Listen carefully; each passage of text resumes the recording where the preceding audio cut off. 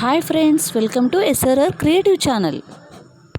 Friends, ముందుగా నా ఛానల్ని ఎవరైతే సబ్స్క్రైబ్ చేయలేదో వెంటనే సబ్స్క్రైబ్ చేసి లైక్ అండ్ షేర్ చేయండి. ఫ్రెండ్స్, టుడే ఈ వీడియోలో పెయిన్ కిల్లర్స్ వాడడం వల్ల ఎలాంటి సైడ్ ఎఫెక్ట్స్ ఉంటాయి, సైడ్ ఎఫెక్ట్స్ రాకుండా ఎలా జాగ్రత్త పడాలనేది ఈ వీడియోలో తెలుసుకుందాం.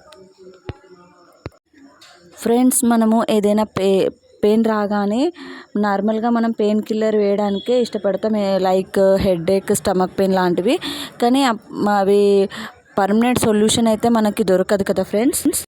పెయిన్ కిల్లర్ వేసుకుంటే అప్పుడు కొద్ది వరకు మాత్రమే మనకు పెయిన్ అనేది తగ్గుతుంది, అంతేగాని పూర్తిగా తగ్గదు.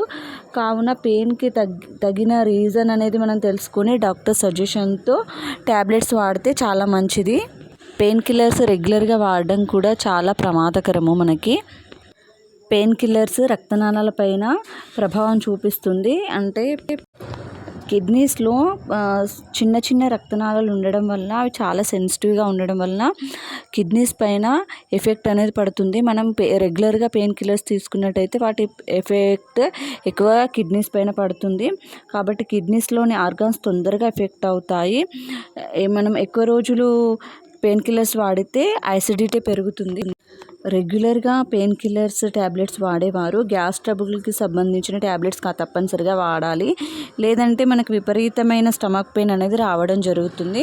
కాబట్టి పెయిన్ కిల్లర్స్ వాడేవాళ్ళు చాలా జాగ్రత్తగా ఉండాలి.